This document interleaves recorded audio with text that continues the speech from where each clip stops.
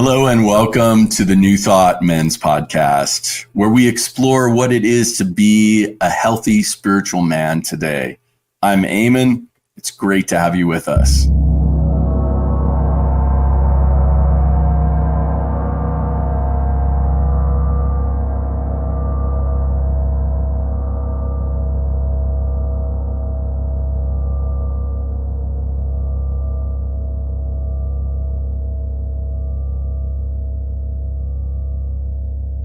Welcome, everyone, to the New Thought Men's Podcast. I am Eamon. Today, I am here with Asa Henderson, a dear friend of mine and a brother of many years. It's great to have you with us today, Asa. Thanks for being here. Thank you, Eamon. It's so nice to be here. Before we get started, I want to share a little bit about you so people get to know you a little bit. So Asa has been involved in men's work for over 20 years. We were in a men's group for a good portion of that together.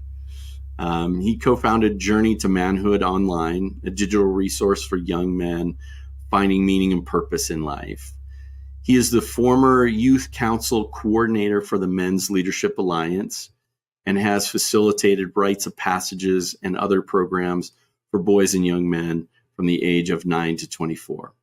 He is also an avid lifelong student of philosophy with a recent focus in environmental ethics and a climate solutions nerd. I love it.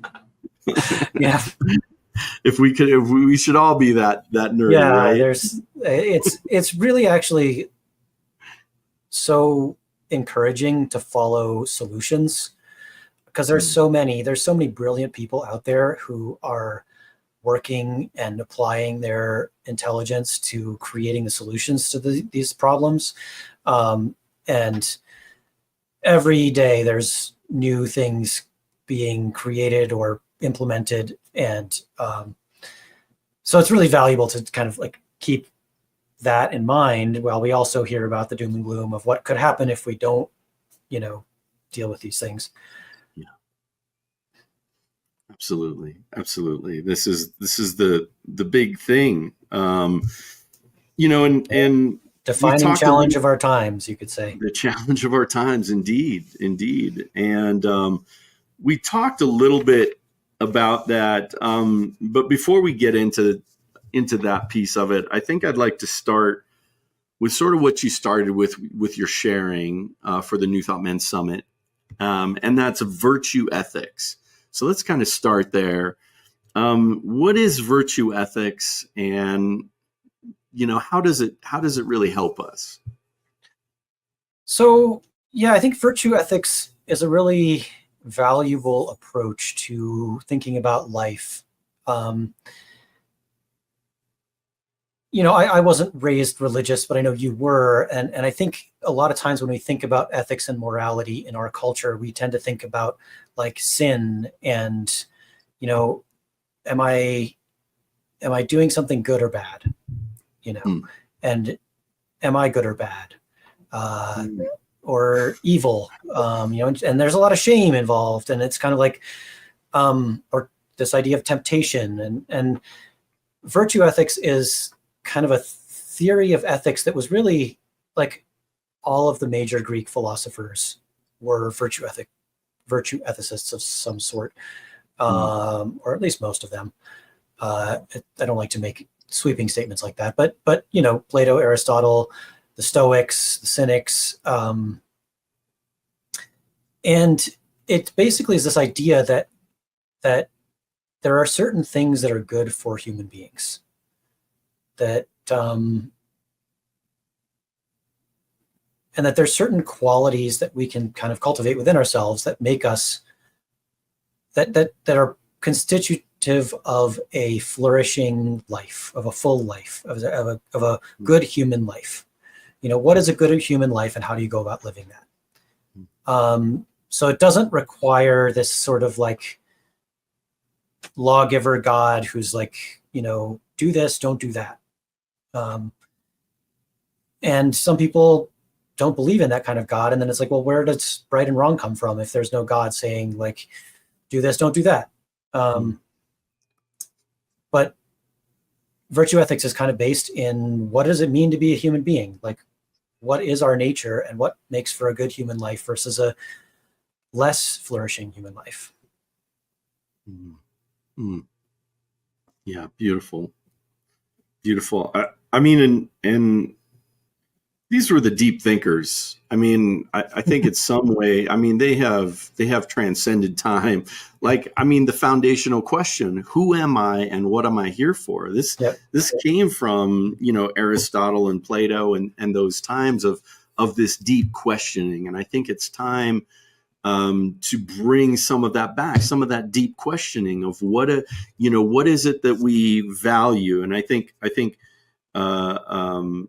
the virtues, when we think in terms of virtues, I know it's not interchangeable, but I think New Thought more uses values versus virtues, but similar in a lot of ways as to being that guidepost of how we choose to live our lives, and then how do we take that and assess it in our world of, yes, this is something for me, or this isn't something for me, to be able to get clarity on, is this aligned with my life? Is this aligned with my purpose? Is this aligned with who I am on a core experience and expression of life?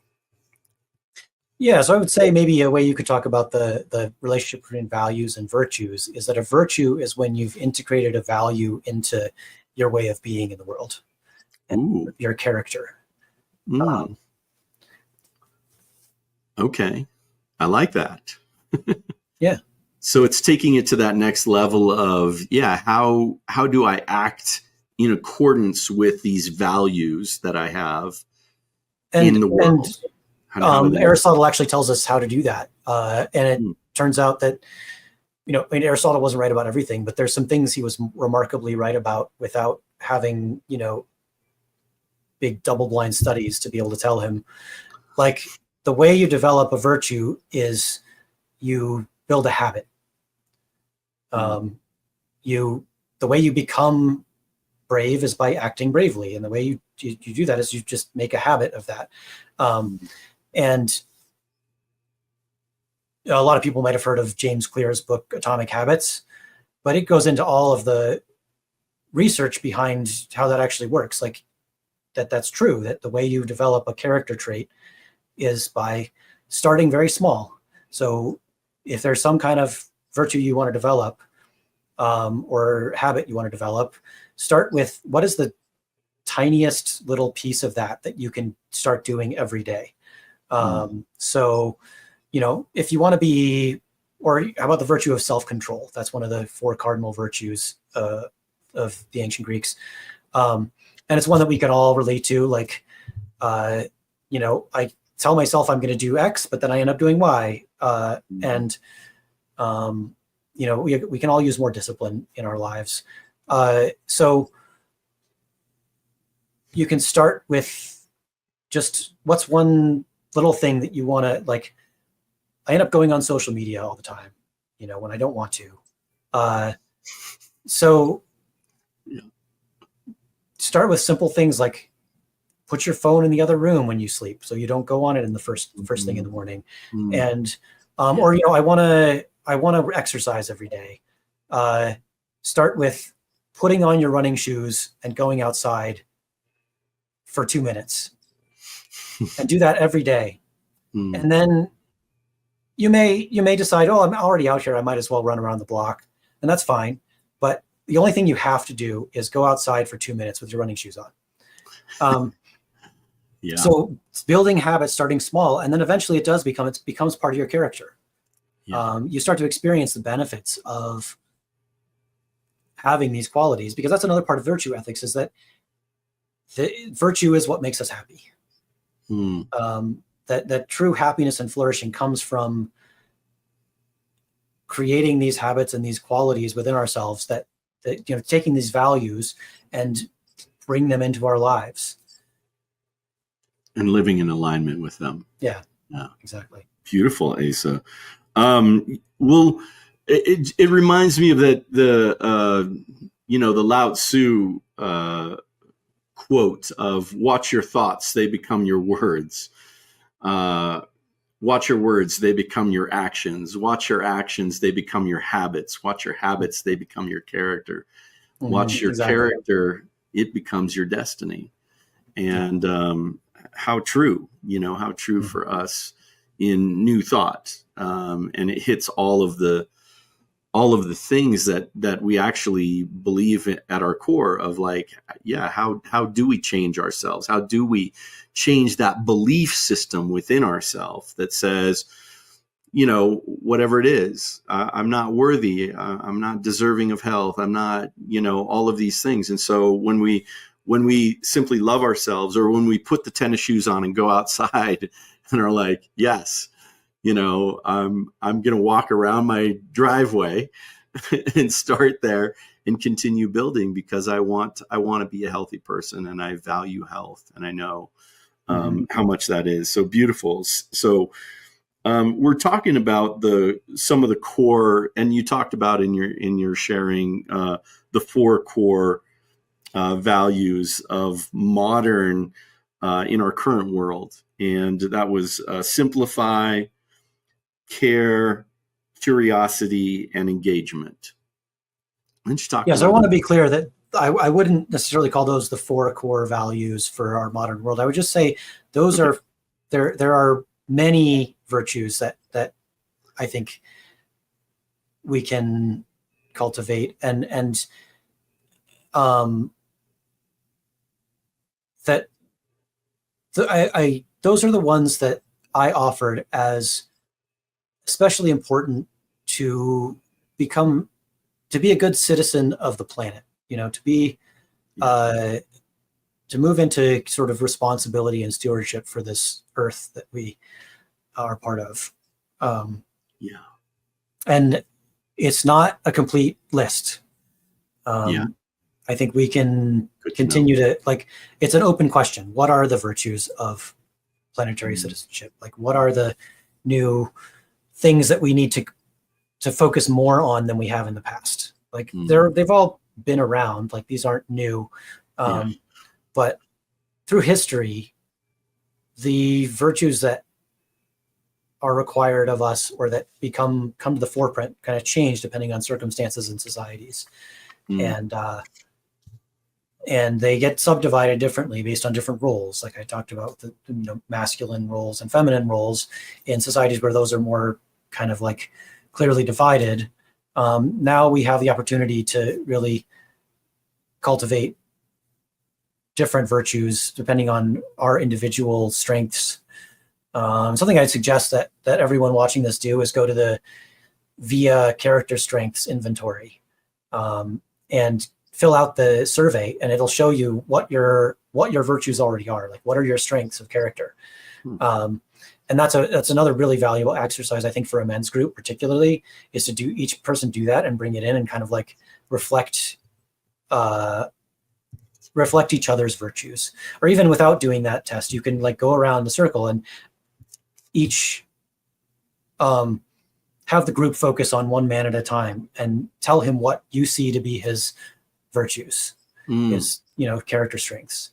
Yeah, that's a beautiful Because we exercise. all tend to focus on where we're lacking, where are our growth edges, but we forget like what are our strengths, Yeah. and then how can we bring those strengths to apply them to where we're weak, and how can we best use those strengths in the world? Yeah. How do we leverage the strengths that we already have to be able to support us on that, and that in that growth edge, or in those challenging places where we're not quite where we want to be yet? And I recognize your question was actually to talk more about those four that I mentioned. Um, so Squirrel. Squirrel moment for us. Yeah, please but go into those if so you want to. simplicity is basically just about recognizing what's essential in life. Like, what is, and I think that virtue ethics also has something to offer us here, because the Stoics, who, Stoicism is really having a resurgence right now. Yeah. And the core message of Stoicism is that the essential thing in life, the only truly essential ingredient to happiness and flourishing is virtue. Mm. It's what's within our control. Mm. And so focusing on being virtuous, acting according to these virtues of self-control, courage, justice, meaning, how do we treat other people? And wisdom, prudence, and the other, virtues, that we always have control over whether we act according to our values. And we don't have control over what happens. We don't have control over whether we get the result that we were hoping for. And that externals, the things that we think we're going to get, are ultimately not essential to our happiness. And the Stoics are kind of on the extreme end in terms of this, and they may not be totally right about that, but I think that they're more right about that than our modern culture of like, get more stuff. Yeah. Like what you need in order to be happy is to buy the next thing, or drink the Coca-Cola, or like consumer society. Yeah, exactly. That we're currently in. And I think most of us know that those things don't bring us lasting happiness. Yeah, just bring us a sugar rush usually. Yeah, like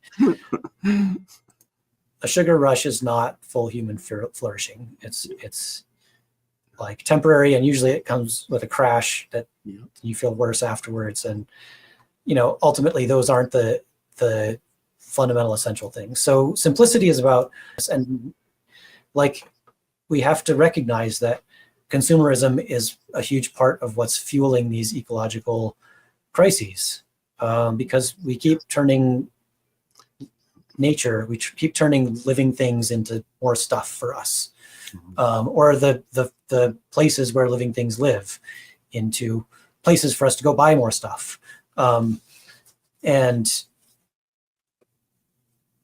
or store more stuff. Like, I have so much stuff, I need to have another place to put it besides my house that's already bigger than I need it to be. So yeah, that's simplicity.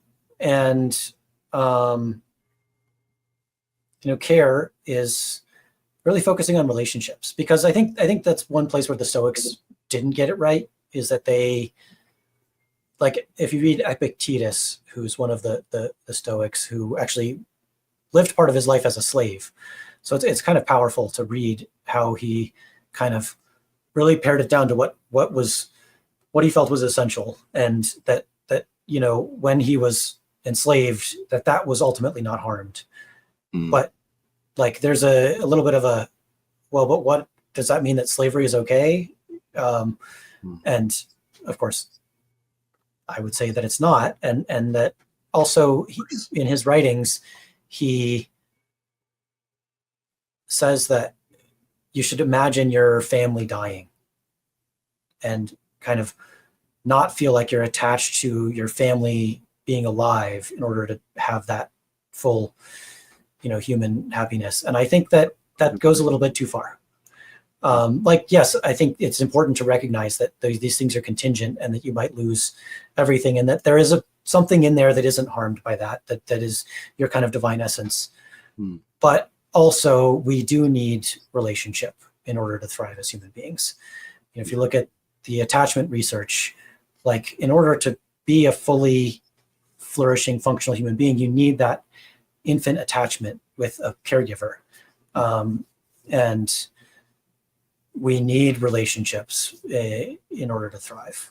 Yeah, and when we don't get it, then the attachment theories come in, and the different levels of oh, I didn't get that, and this was the effect of that. So I think being conscious of those pieces of the impact, right? The impact that care, that relationship, that and the influence that we have over other people, and especially over the young ones, to be able to nurture that best in them, instead of reinforcing maybe what we got, maybe what our parents got and passed down.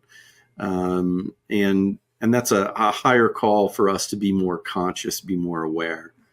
But I'm sorry, go ahead, Asa. You were talking about. Yeah, so care is about recognizing that we already are embedded in a web of relationships, and we can't flourish alone. We flourish by fostering the flourishing of the people around us, and not just people, but all living things are part of the web that we exist within. Yeah. And we can't survive without a biosphere. We can't just turn it all into cool cars and then drive around in them and be happy. We have to, there has to be an ecosystem there. Absolutely. And that awareness, I think more and more,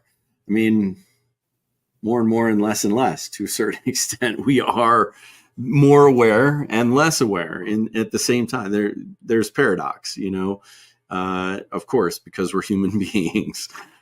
So how do we step into the care and relationship for the world that we're literally is providing everything that we need to survive?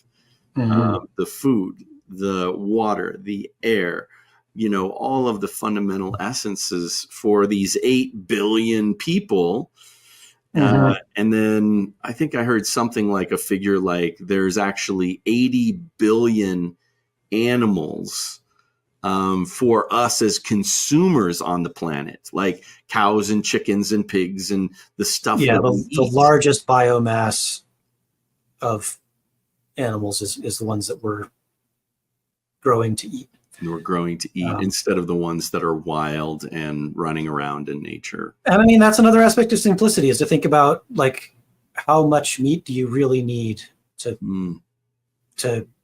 be healthy and flourishing as a human being. I actually heard a statistic that men are responsible for more greenhouse gases emissions than women. Part of that is because men feel like in order to be masculine, they have to eat meat. Well, there's a belief, isn't it? Truck. And some people do need to drive big trucks. I'm not knocking on people who drive big trucks. Some people need that for their livelihood, and that's fine. But if you're just driving the kids to school, then maybe you don't need a huge truck. You could get a Prius or something. Yeah, you can do something, or get an electric truck. There's some cool electric trucks out there. Which brings us to curiosity. Or I'm sorry if you had more on that. Yeah, no, totally. To project an image of masculinity, you have to do certain things where, as what we talked about is that the core of masculinity is really the virtues that make you a good, valuable member of your community in whatever roles you have in that community. Obviously, if you're a farmer, then you need a truck to do your work and contribute to society, and that's part of the virtue of what it takes to do that, to play that role, to provide food for people. Absolutely. I like this. I like the next one about curiosity, because I think there isn't enough curiosity in our world, or I think there is enough curiosity, but there isn't enough curiosity that we nurture, or I can own it, that I nurture about other people and other things sometimes outside of my sphere of what I'm interested in, what I'm comfortable with, all of those things. Talk a little on that. Yeah. So, as we try to solve these global problems, we run into the fact that we are not all the same. And there are a lot of differences among different groups of people that we still have to find some way to work with and work alongside and collaborate with, and even agree on goals. And so, the Paris Climate Accords of 2015 are an amazing step forward in that process of the whole world getting together and saying, yes, here's the goal. The goal is between 1.5 and 2 degrees of warming from pre-industrial levels. And in order to get there, we need to cut our emissions by 50% by 2030 and 100% by 2050 to get to net zero by 2050. Like, people that may, like the Paris Climate Accords aren't everything we need, but getting to that point of the whole world coming together and agreeing, this is the goal, this is the timeline, and each country has to pledge that we're going to do what we're going to do to get there. The question was about collaboration and about curiosity. And in order to kind of create that kind of agreement, we have to understand that we have differences and understand what those differences are and how we can work together and, give a little here, take a little there. And some of those differences are differences of values. Like, there are people in the world who believe things very differently than what we believe. And we could just assume, well, that's because they're wrong and I'm right. And that's what we tend to do especially in politics. We assume that my side is right and the other side is wrong. But that's not a very good ground to create real solutions that people can get on board with. So that's why I, talked about the virtue of curiosity, because, curiosity doesn't mean you have to agree, but it does mean try to understand where the other person is coming from and what, especially, like, here's a really good question. If somebody says something that you're like, that's BS, I don't agree with that. Like, that's, in fact, that means you're on the other side and I need to convince you that I'm right and you're wrong. And, that we all know how that usually ends up going. Rather than going down that road, ask, what led you to believe that? What experiences in your life led you to believe that? And you'll learn something about the person. Now, you still may not agree with them at the end of that conversation, but you've gotten closer to them. And you've gotten closer to being able to work with them to get somewhere that you both want to go. The Socratic method, I think. Right? Yeah. I mean, I learned this from Monica Guzman, who's a great person to follow if you're interested in building bridges with people you disagree with. And building bridges, again, doesn't mean agreeing, but it means that there's a bridge there that you can still communicate. Yeah. And we talked about this before. It's moving from less of a competition model and more of a collaboration model, which is how we need to move. Like, the evolution of our world, the evolution of our society really dictates as we grow, as we become a society of laws instead of a society of power over. I can beat you, therefore you have to do what I say. No, the law says you can't do this. You might go to jail. Well, most people would go to jail. That was a little joke. But, this collaboration versus competition model really forces us into understanding, into that sense of curiosity and desire to understand, and why is it this way, and why do people believe that? And so digging deeper under than just the surface level of, like, I don't wanna, or I don't like it, or but what really is the drive there? And not just why do people believe that, but why does this particular person that you care about believe that? And different people may have different journeys that lead them to their views, and they may have differences in views that you don't see because you're kind of outside of that. You kind of paint all the people on the other side with the same brush, and like, well, they all believe all these things for all these reasons that my side tells me is why they believe it. Usually I'm talking about politics right now, but like in politics, we have stories about why the other side believes what they believe, and usually it's for a stupid reason. But most people don't believe things for stupid reasons. Yeah. They have what at least they consider to be good reasons. Yeah, absolutely. Absolutely. And so, and then once you have that that understanding and that rapport as a human being, then people's minds do sometimes change. And it's not always the other person who changes their mind. Sometimes you actually learn something. It's like, oh, I never thought of it that way. Like, I never saw things from that angle. And now I can see that maybe there's some way I can enrich my own perspective. Mm. Yeah. Those authentic. And sometimes it's the other person that changes their mind, and then you get to be like, 1 point for my team. But I wouldn't go in hoping for that. Yeah, absolutely. If that's your intention going into it, then we've lost the curiosity perspective, and we've gone into it with agenda.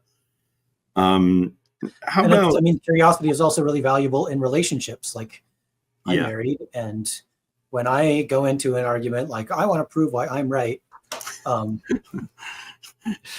think everyone else can fill in the blank of what happens. We all know how that one ends.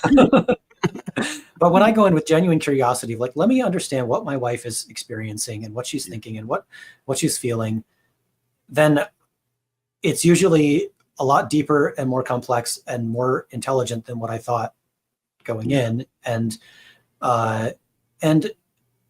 like, we might both have, we usually both do have a valid perspective and valid experiences that are informing where we're coming from. And then we can encompass both of those in the solution. Whereas if we go in with a right-wrong paradigm, then the best thing that can happen is that one person wins that argument and gets their way, and the other person goes away feeling resentful, and then that creates another conflict down the line. Yeah. Great point. And so true. And that's where we can get engaged. That's where that curiosity can help us move into this other virtue of being engaged. How do we get engaged with life, with our partner, with our community, politically? On all these levels. And we're talking, I think, with these virtues, we were talking specifically on what could help, or what are some of the virtues that could help with dealing with the current situation in regards to climate. These massive sort of environmental crises that are happening on a global scale, they feel kind of like, what can I do as an individual? Like, I'm just one person. We just need the governments to all get together and figure this out, or the corporations, and they have been really not very good at doing that so far. Although there are some policies that have really come in recently that are moving us in the right direction. So I don't want to say that like it's all doom and gloom. Like, a lot of large institutions are turning the ship around. It's just like they're really big ships, and it takes a while. But and I think that the answer to that question is that actually that's true, that you as an individual don't have very much power, but we together do. And so I think an important sort of shift that we need to make, and that many people are making and have made, is from what can I do as an individual to what can I do as a member of the communities that I'm a part of. Whether it's your spiritual center, like what are your spiritual center's sustainability policies, and what can you do to move that in the right direction, or your town. Like, city councils are a lot more accessible than we maybe think. Like, you can go there and you can say your opinion, or and you can actually maybe have coffee with one of your city council members. Like, they are accessible to you. Cultivate relationships with those city council members, with those school board members, with the principal of your kid's school. But also, you don't have to do that alone. There are already groups that are working on whatever issue it is. There are groups that are working on it. And so join a group. Like, I attended a webinar with the authors of a really cool book called All We Can Save, Ayanna Elizabeth Johnson and Catherine Wilkinson. Mm. And they said the most important thing you can do is for climate change is to join something. Not everybody has to start their own nonprofit. There's already groups that are working on these things that have knowledge, collective knowledge that you can benefit from. And then you also get the benefit of having more community in your life. People talk about how our society in America, at least, has lost a lot of these third spaces, meaning it's not your work and it's not your home, but somewhere else where you interact with people. Now, if people are involved in a spiritual center of some kind, then that's a third space where you have community. But a lot of people don't have that, and I don't have that. I don't go to a center or anything like that, and so joining a group that cares about a cause that you care about is a great way to not only make a bigger difference than you can by yourself, but also have more of that community and relationship in your life. Yeah, absolutely. And that brings us right back to, what do we value? What are we saying that we want to do in the world? What are our virtues, and how are we acting in accordance with those?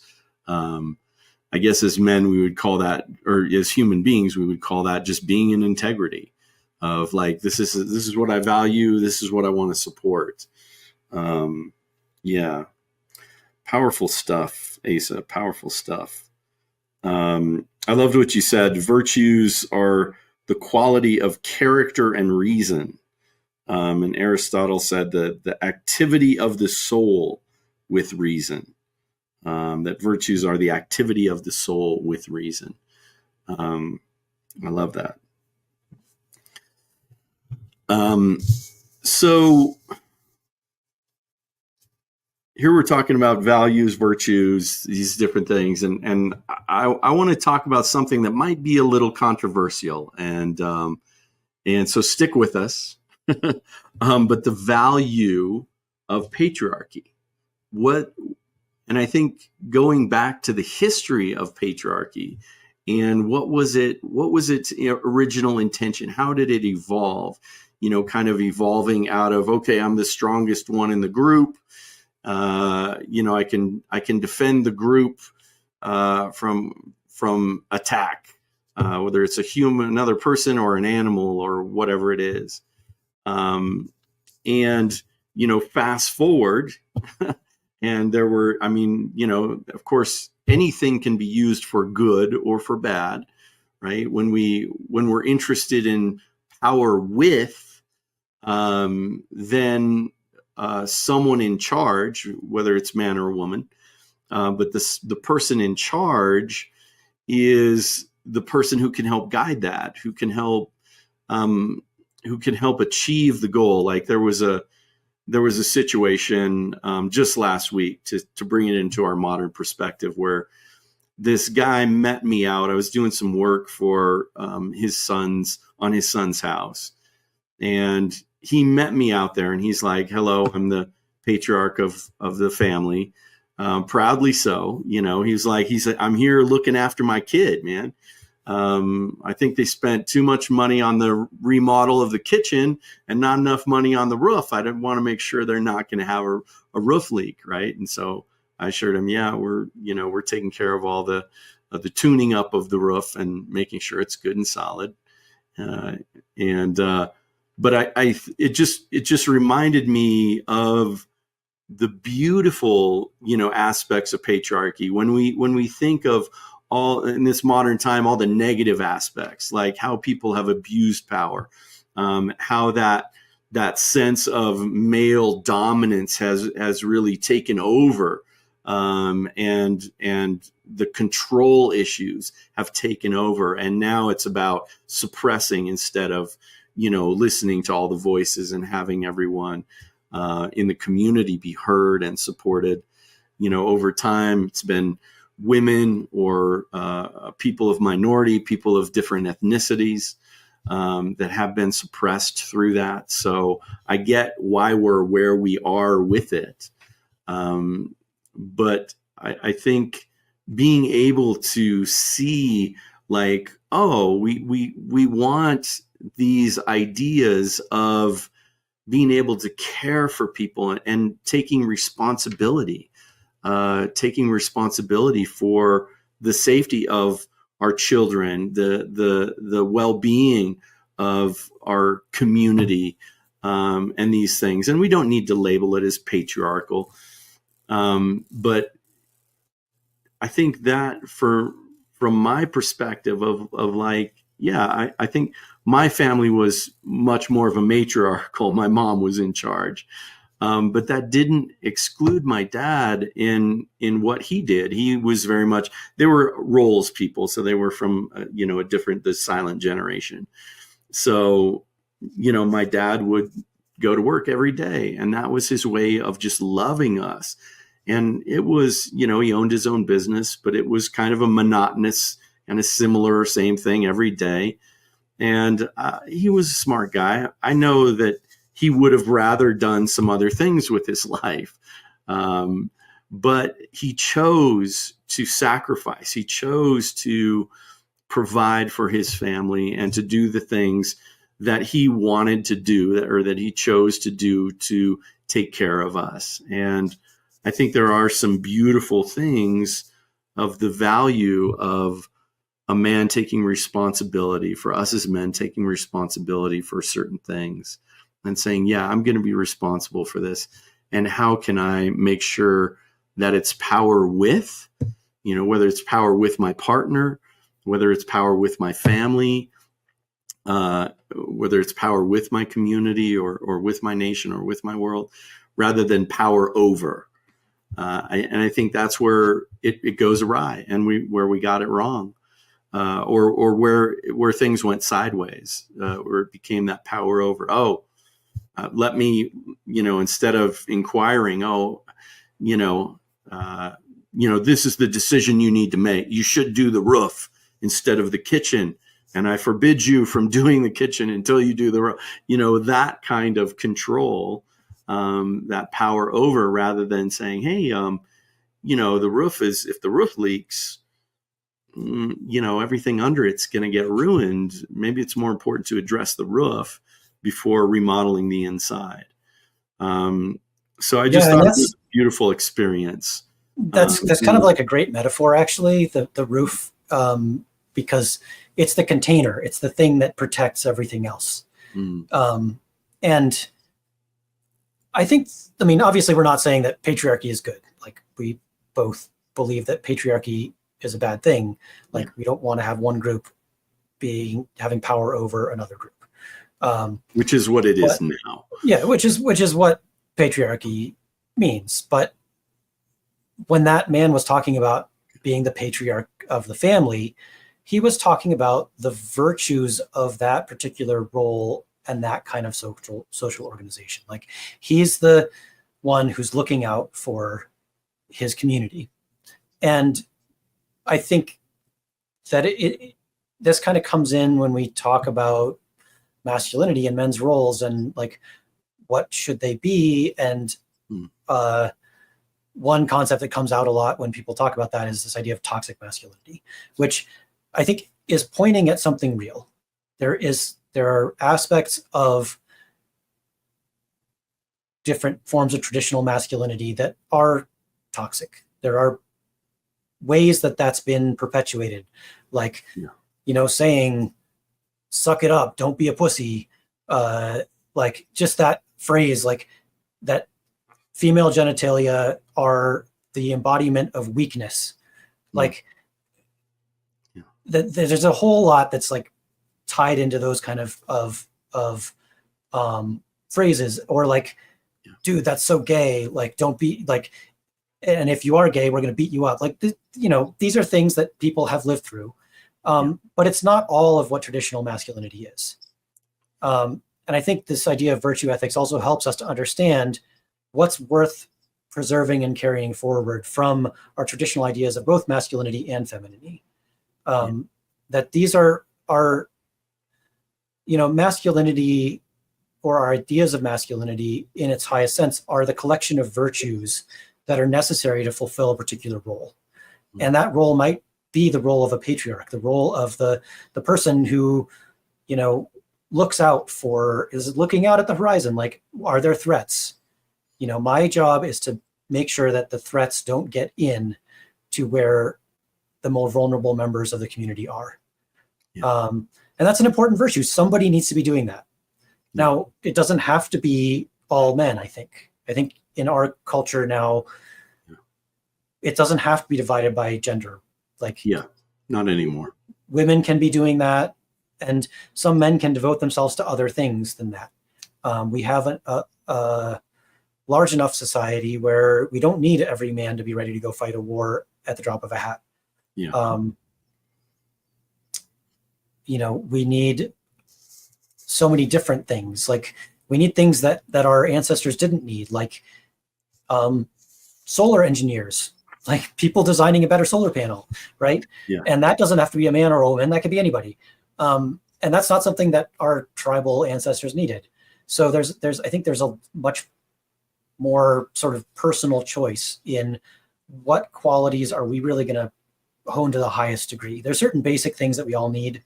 Like, we all need to be kind, and we all need to have a certain level of courage and self-control and compassion and all of these things. But we also have the opportunity to really pick some virtues that we want to cultivate to a really high level. And those, I think, it can be valuable to look at our traditions and what are the qualities that made a good man at any given particular point in time, and what qualities made a good woman. And we can draw from both of those. We don't have to pick one of those categories or the other. And there are also virtues that weren't as important then that are more important now. And like the four that we've talked about. Of course, those have always been important, but they're of particular importance in this moment in the 21st century. So I'll let you ask your last question. Yeah.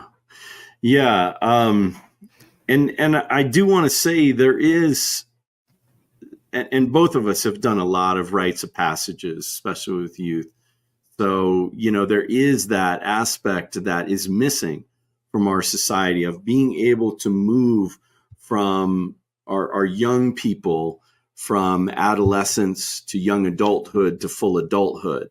And that is a process that is so necessary and so needed. I feel like right now, a lot of our, the younger men are feeling hopeless and disconnected, and Jungian psychology would say they're in that puer complex, or that childlike complex where they don't want to have cares, where they'd rather sit and play video games, where they don't want to get a job, where they don't want to engage the world, because it seems like a big, crazy, scary place.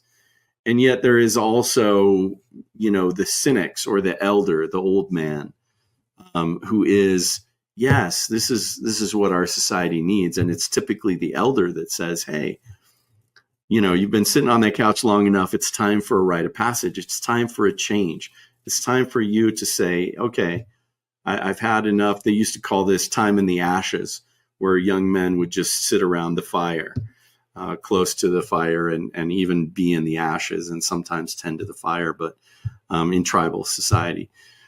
And so then they would take them, and they're like, okay, it's time for your rite of passage. It's time for you to grow up. You've had enough time there. And there's nothing in our society that's saying, hey, it's time for you to grow up. There's some things that are beckoning for us to do that would say, please, as a group, we need to mature. We have to get out of this adolescence that we seem to be stuck in to move into mature, healthy adulthood.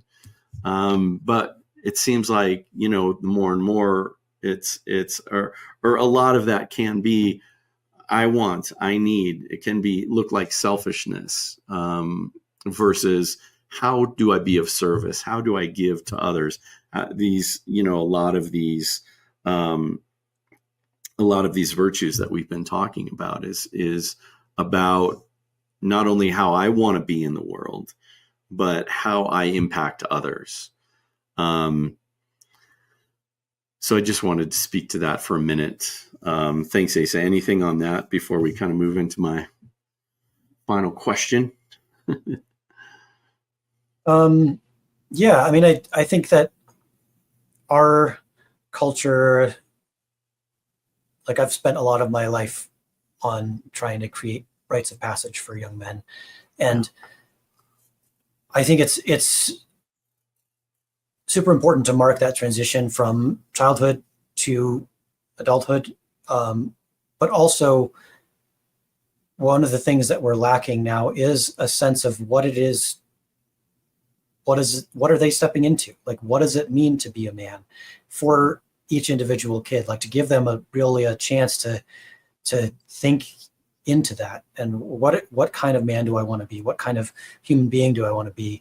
And again, I think virtue ethics is a great way to think about that we kind of lack in our society. Like, we talk about, what do you want to be when you grow up? Like me, and what we mean is, what do you want to do for work?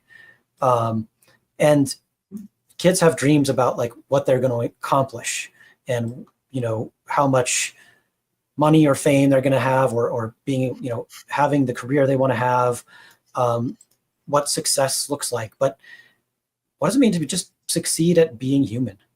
What a great question. And I think that's that virtue ethics is an answer to that question. Like, that's the question it's asking. And we can all look around and see lives that we're not the best kind of human life. What it takes to actually successfully be an adult human and live a good life and be a good man is not how much money is in your bank account. It's not how many followers you have on Instagram. It's not whether you make it in Hollywood or get the job you want. It's who you are as a human being. And that's attainable for all of us. All of us have the ability to be virtuous. Yeah.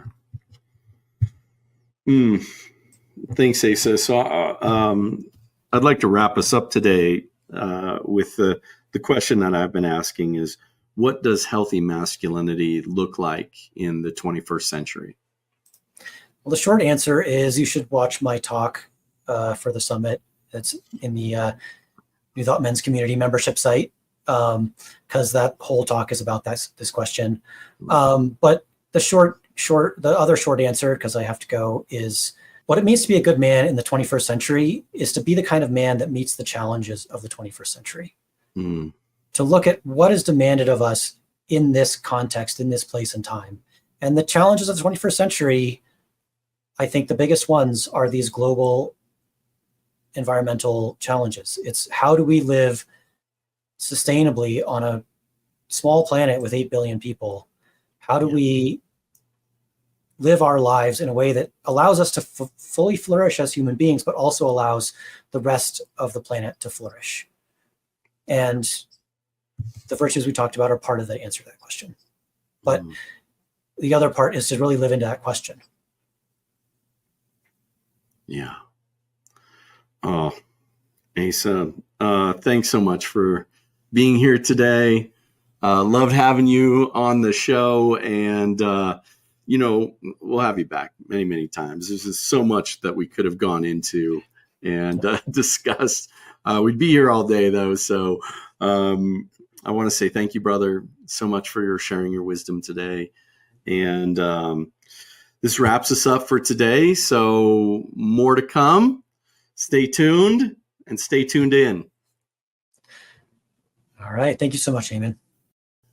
I hope you enjoyed this interview from the New Thought Men's podcast. For instant access to all podcast interviews, talks from our summit, men's groups, and so much more, join us at newthoughtmens.community. Thanks so much for being with us today. There's more to come, so stay tuned in.